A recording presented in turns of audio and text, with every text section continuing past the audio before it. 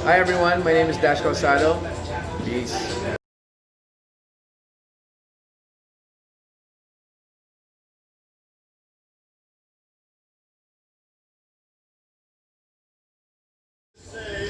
It started back in 1993 when I met sila Boom.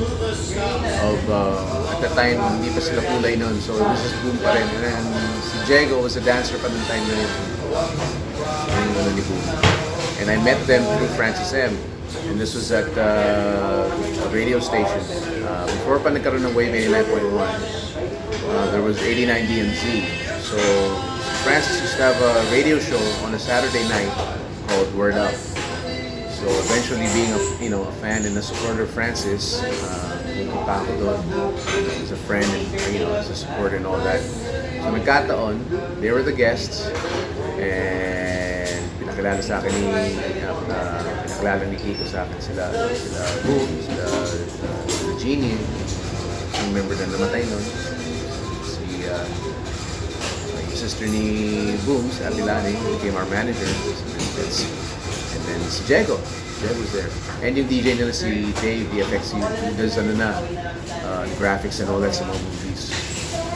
So si Diego, doon ko siya na-meet.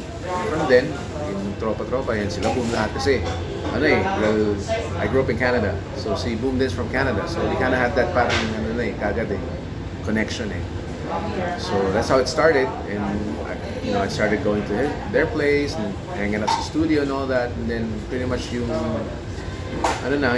bonding as friends and all that kind of became deeper na because slowly na I started showing them na I can do stuff like I actually was I do another thing kasi the drawing din ako. So I was an artist.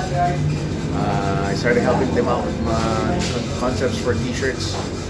Ayun, then from there yung potential na si Diego rin kasi started writing. So from there, ako rin, I was writing a little bit, of course, being a really talaga solid hip-hop. So inisip ni Boom, why don't we try to do a parang group? Form a group. So at that time, di pa naman nabubuo pa yung pangalan Legit Misfits. We started, just kind of conceptualizing, brainstorming on stuff, music, and then one of our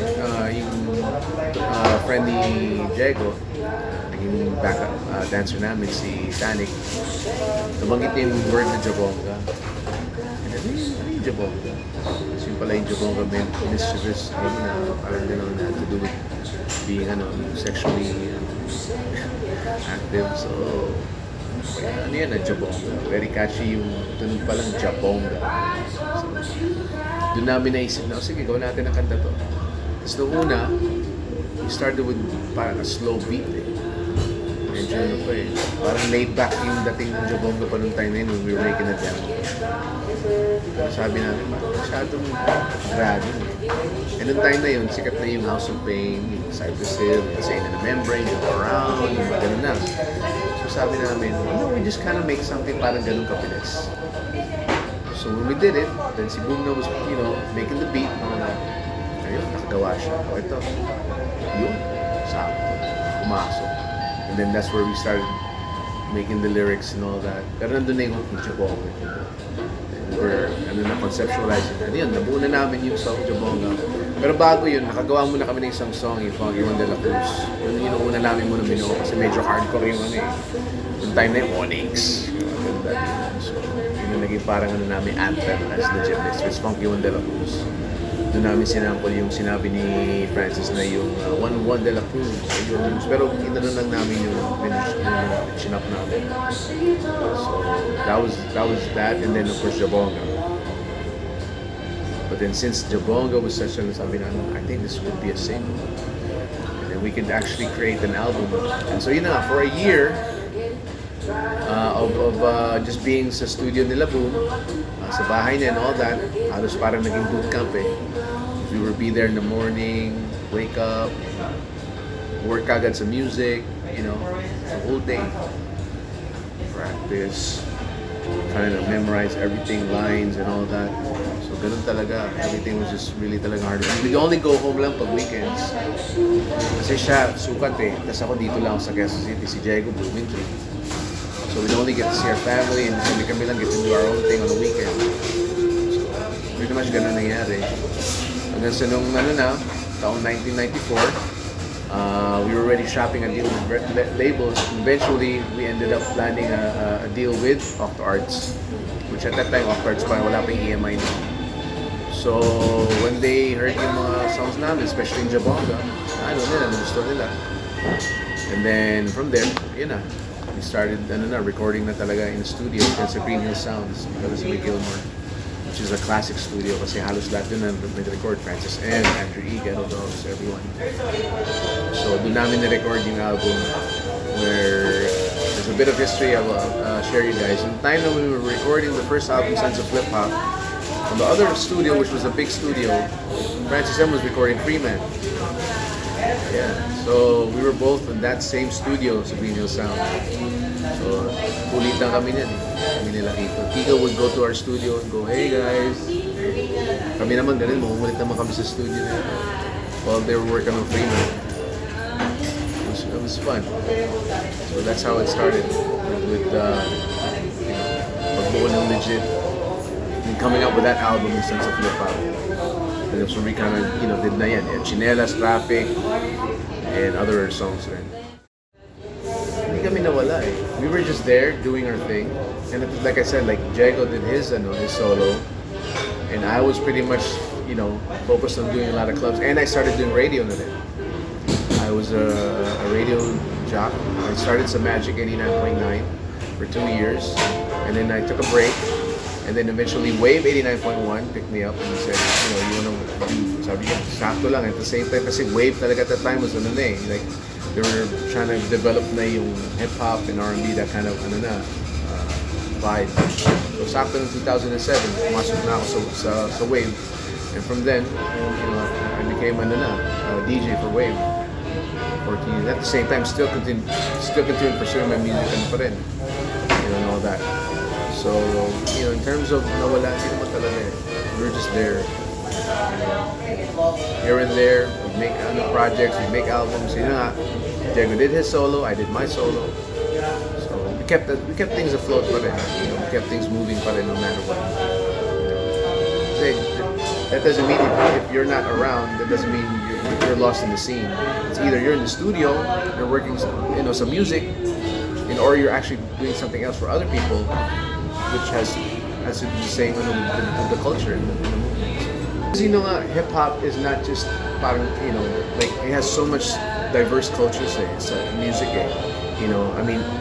Rap is something you do, hip hop is something you live. So with rap, the music, there's a lot of like new roots. Of course, there's reggae, there's funk, there's jazz, R&B, and all that. Yeah, pretty much hip hop is a heavily sampled bass na music sound, and pretty much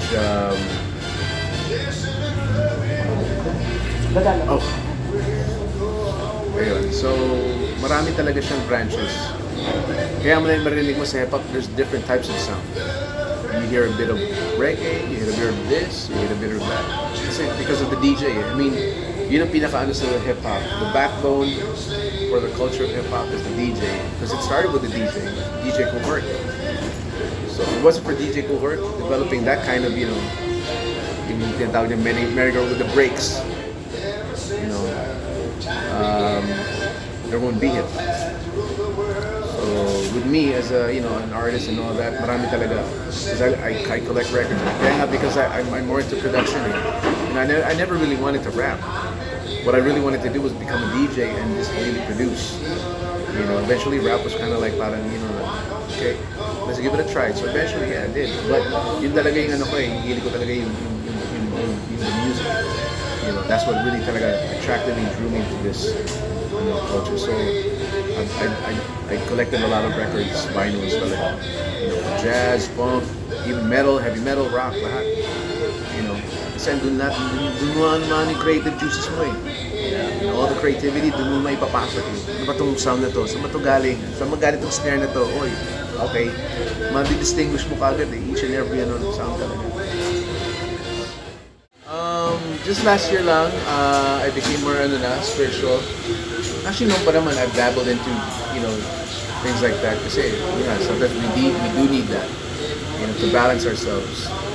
In a sense, lalo na dito sa mundong to, a lot of things happen, So, in order for us to keep ourselves, focused and whatnot, aside from being a Christian nung time na yun, I became born again and all. But now, last year, I got into Krishna consciousness, which is the Hare Krishna movement, which is another branch of Hinduism. But then again, it's really more talaga focused on just focusing on just one God. Kasi sa India, there's so many of these demigods, but then again, we only focus on one guy, which is the supreme personality called.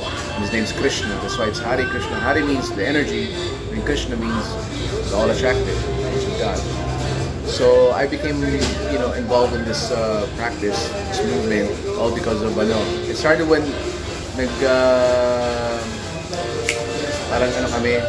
company trip ng Wave sa Bali, Indonesia. From there, parang yung aura became so parang sa akin, na-drawn ako sa, the whole with it. So it became parang to me, auspicious.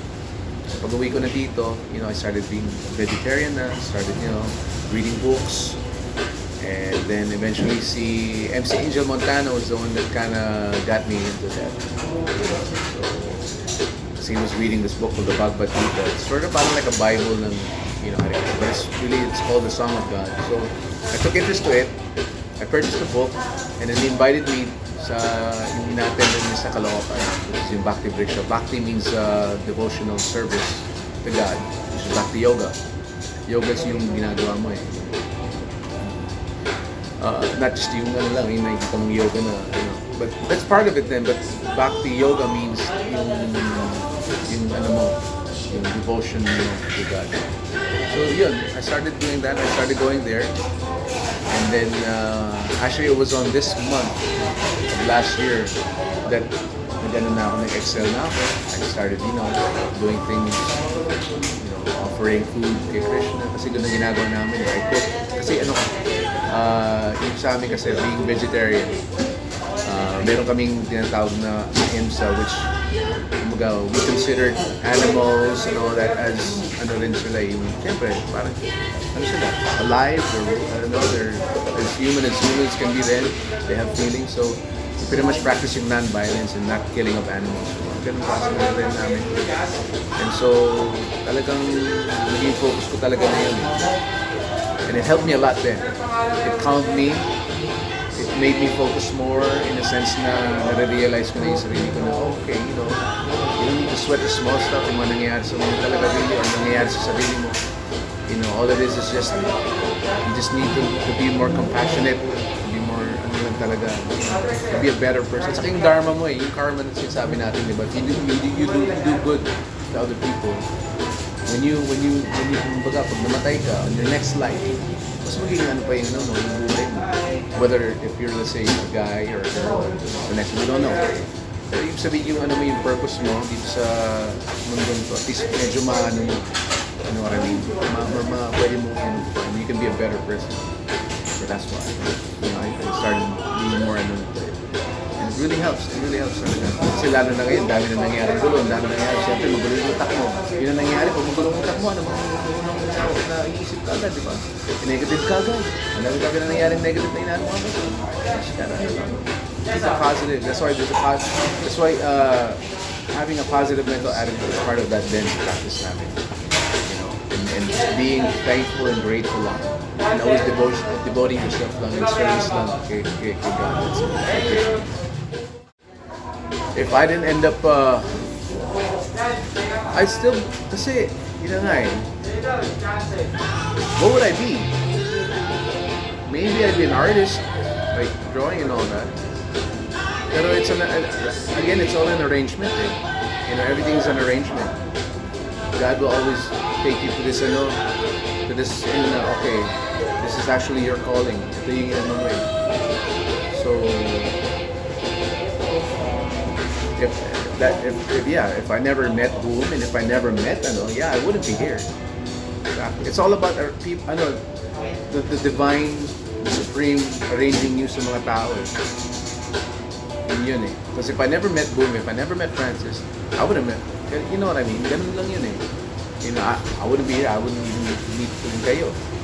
If it wasn't, me being in a position where I am, diba? So, every day is talagang wow, it's like, wow, galing talaga no? Ang galing talaga yung pag-arrangement talaga ni God sa'yo na para bang ito yung binigay sa yung purpose. Kaya nga, with this, talagang ito yung purpose ko. Yes, to keep the mission going. Not just to a personal but to, of course, as much as, If there's something na gusto mong gawin na hindi mo pa nagagawa, ano kaya yun? I think halos very much ang buhay ko, marami na ako nagawa. Marami na na-achieve and all that kind of stuff. But for me, hindi ko pa talaga nagagawa is to fulfill yung yung spiritual success. Material success, andun Nagawa ko na Wala na akong pwede pang hihilingin pa I have family, I have children. I'm a dad. I'm thankful. And I have family. So for me na lang siguro, as myself na lang, maybe I should just focus on bettering myself. Yun na lang hindi ko pa nagagawa. Kasi ano pa rin naman tayo, even if we're still doing this, we're human. We still make mistakes, pa rin. Pero at the end of the day, if you really want to better yourself, then yun talaga yung purpose.